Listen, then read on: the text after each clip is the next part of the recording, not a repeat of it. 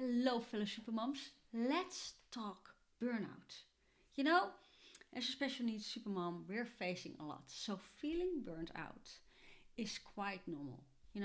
The days that your kids are doing really bad with their health or their behavior, money worries, having no time for yourself. There's just a lot. But to prevent having that feeling of burnt out turning into a real burnout, there are a few things you can do to prevent yourself heading that way. So these are my 5 top tips. Number 1, a gratitude journal. That maybe sounds like, really? Seriously? But especially on days that it's going really bad with, for instance, the health of your kid. A couple of years ago, I really got sucked into the whole drama when Supergirl wasn't doing well. And with not doing well, I meant in constant pain, and her new meds weren't settled in yet. And I was just consumed with the worry and just focused on her. What a gratitude journal can do, however, is help you find just the tiniest little things in day-to-day life that put a smile on your face. And that can be just the fact that there's sun outside, to the smell of coffee, because really I couldn't think any further than those two things most of the time on days like that. But it helped me to see, the little things that, your husband cracks a joke and your kid has to laugh about it. Just tiny little things that put a smile on your face, or a stranger that says, you go ahead in the grocery line. And don't only do it, you can do it once a day, but you can also start the day like that when it's still quiet and there are no screaming kids, of course, trying to get your attention. And a gratitude list of just 3 things in the evening. What went well that day? And sometimes what went well can be as much as, you got out of your yoga pants. It can be tiny like that, but really, especially on bad days when you're struggling mentally yourself as well, try a gratitude journal. My second tip, schedule in me time. This is key, but also the hardest to do, especially when your kids are younger and they need a lot of help and attention. If you have a kid that requires a lot of assistance, or there are behavioral issues. But what I found, you can train your kids no matter the age. And, well, maybe not quite, but whatever the disability, and kind of loosely say that because of course you have disabilities that are way of charge here, but still, you can even train a 3-year-old, things like this, step by step. But me time. If you look at your day-to-day agenda and you see, if your kids are not at home during the day, find some time, non-negotiable time, set a timer. And whether your mom calls you or the school or whatever, just have your phone off for even just 5 minutes, just non-negotiable, period. It requires some training, I'll be honest, but I've got this hashtag in my agenda every day repeating rest 22 in 22. That's the challenge of Gretchen Rubin and her sister Elizabeth in the Happier podcast.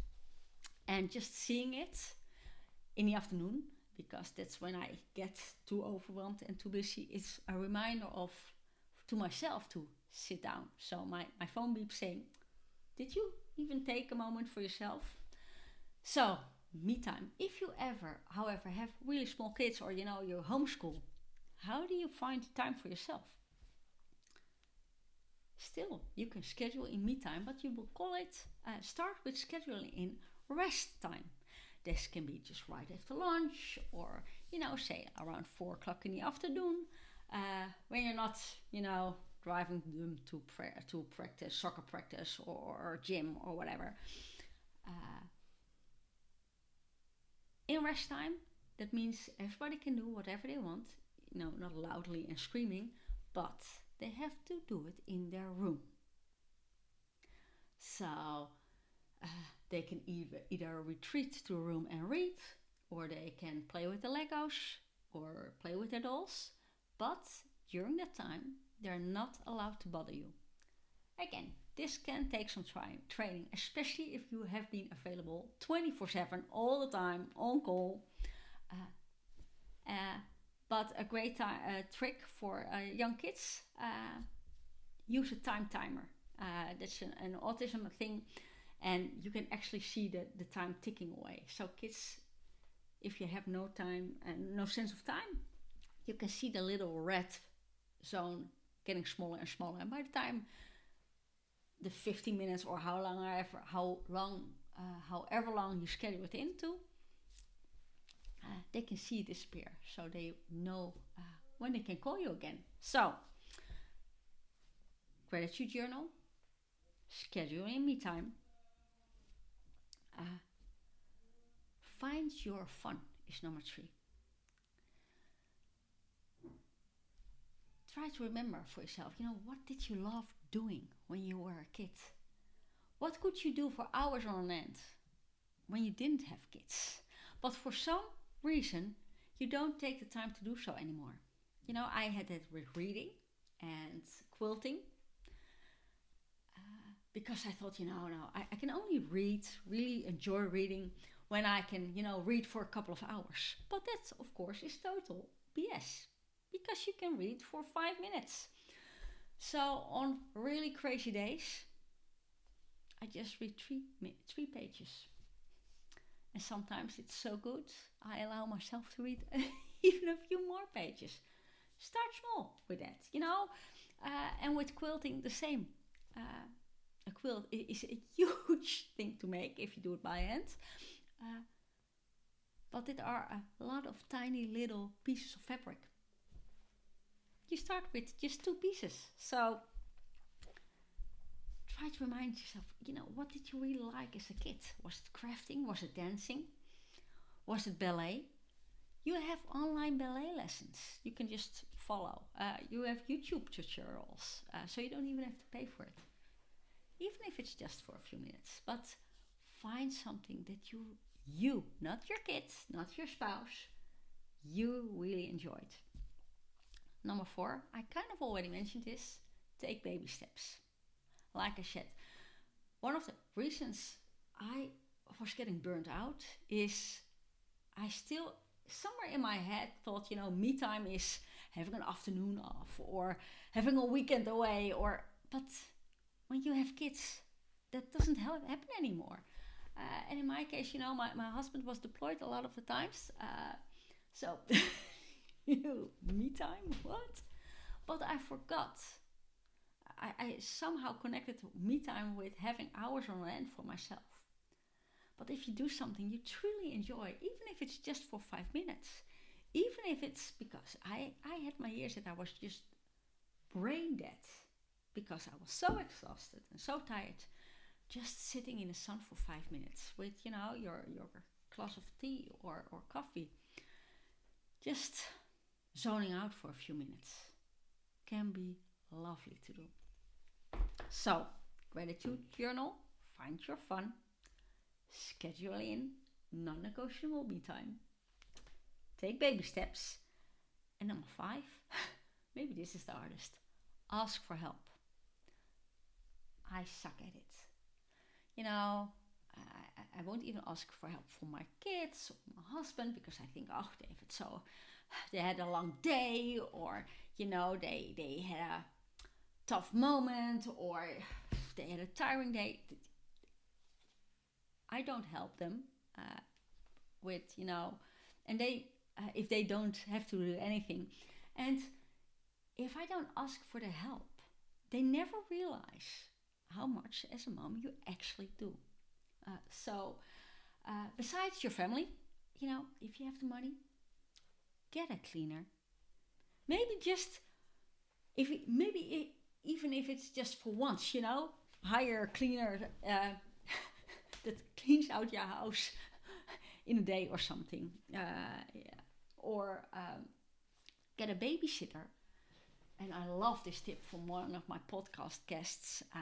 She's the founder of Momma Systems, and she hires a babysitter to drive her kids to, soccer practice, for instance, or certain therapy sessions, because he said, I have to drive, wait there. I'm not even present during therapy or soccer or whatever.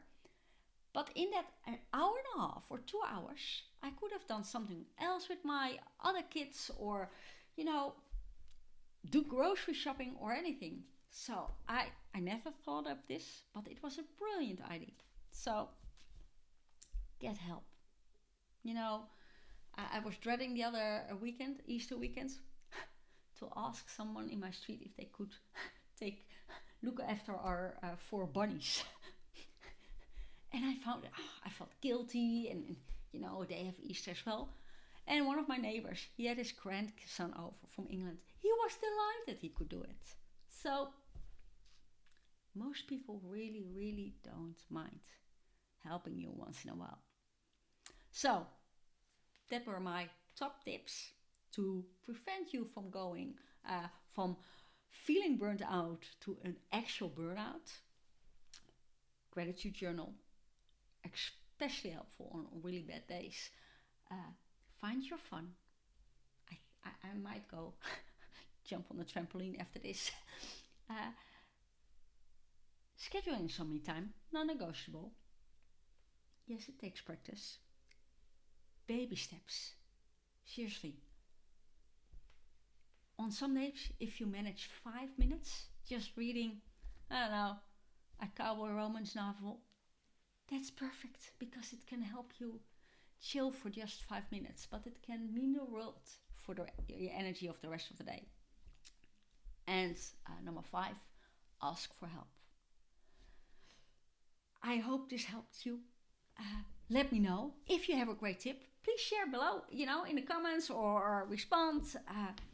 And please rate and review this podcast, because it will really helps other special needs moms to find it. And I don't know if you checked it out yet, but the Special Needs Supermom website is finally out.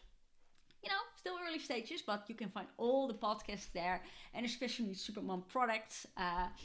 And soon I will, have some extra blogs and readable tips if you like to read them, and some downloads that can really help as well. So check out www.specialneedsupermom.com, and have a great rest of the day. Bye.